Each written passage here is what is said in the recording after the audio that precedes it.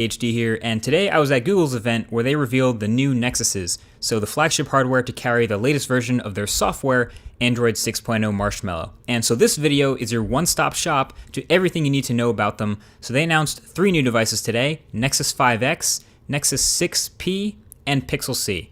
Alright, so the Huawei made Nexus P is the highest end, the successor to the Nexus 6, so I guess what I would call the flagship. The specs are high-end, so the newer Snapdragon 810 chip, the Adreno 430 GPU, and 3GB of RAM. And the design is actually really nice. It's a completely metal body now, and it's all chamfered at every edge, sealed in of course, as Nexuses are, but overall a very rigid, solid body that feels high quality. The camera hump is not nearly as bad as we thought it would be, so that's great. And it's one of the lightest phones of this size. I know it's 7mm thin and everything, but I didn't expect it to be this light when I picked it up, assuming it was metal. It's just 178 grams. So the lightweight plus the soft touch finish on the metal and the lack of curves made it really easy to hold. And while it does have this new big, bright 5.7-inch Quad HD AMOLED display on the front, the side bezels stay pretty thin too, so the phone definitely feels more compact than the whale of the old Nexus 6. It's got that big old Nexus logo on the back in whatever color you get, and it also has that circle on the back, which is a fingerprint reader. Google calls it Nexus Imprint. It's supposed to work in 600 milliseconds or less. I have yet to test it for myself with my own fingerprint, but if it's anything like Huawei's other fingerprint readers, it should be pretty fast. And the placement on the back here was a bit confusing at first, but it actually makes a lot of sense considering it turns out to be a pretty good place for your index finger to rest while I'm holding the phone. So there's a feature that will let you place your finger on the back while the phone is still sleeping, and it'll wake the phone and unlock it for you right away, just like the OnePlus 2.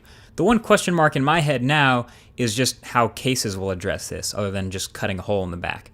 But yeah, the Nexus 6P, it fills up the spec sheet and checks a lot of boxes.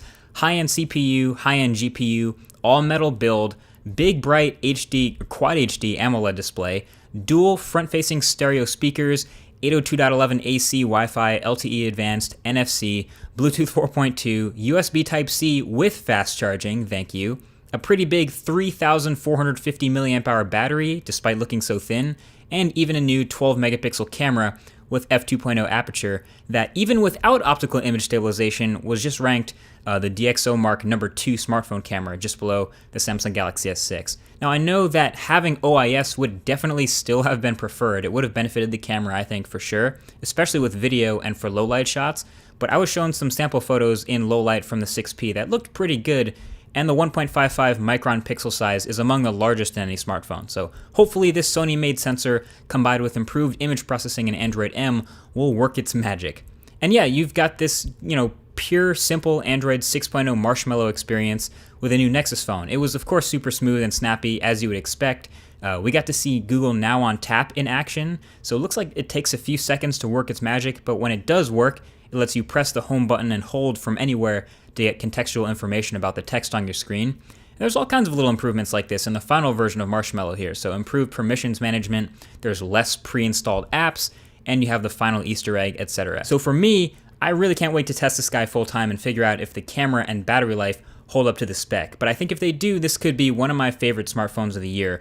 It'll start at 32 gigs for $499 and then go all the way up to 128 gigs. Next up is the LG-made Nexus 5X. So this is a more compact and even more budget-friendly phone, and it can sort of be seen as a successor to the original Nexus 5, which a lot of people were asking for. A smaller phone with updated specs that's not huge, with that same soft touch feel, but updated specs to bring it up to speed. So that's basically what this is.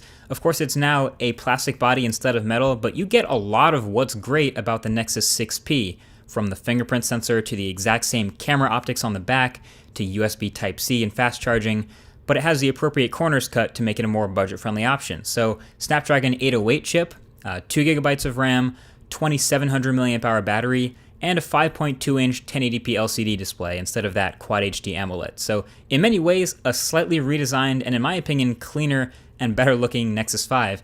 And at its price, I seriously think this is a phone that anyone can consider buying, not just Nexus enthusiasts. It starts at 16 gigs, so that's a little low for no expandable storage, but that's $379, and then the 32 gig version is $429. So that's right up next to the Moto X Pure and the OnePlus 2, but with a potentially much better camera and larger battery. So again, that's potential since I have to see these tested in the full review. Now finally we saw the Pixel C.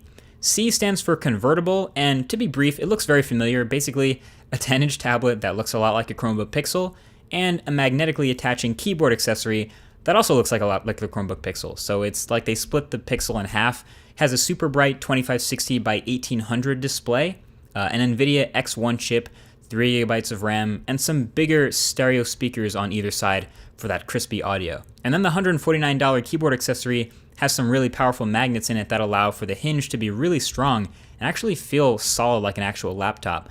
So this guy will start at $499, so a little less expensive, I guess, than some other options like it, but still pretty interesting nevertheless. So there you have it. The new Nexus family is born for 2016. Like I said, I'm personally pretty pumped about the Nexus 6P. I think it's going to make a pretty good run at potentially being my daily phone if the battery life and the camera are as good as they promise. And I was pleasantly surprised with the 5X fitting in nicely as a phone that I would actually want to recommend to a normal person, which hasn't been the case with a Nexus phone for a little bit.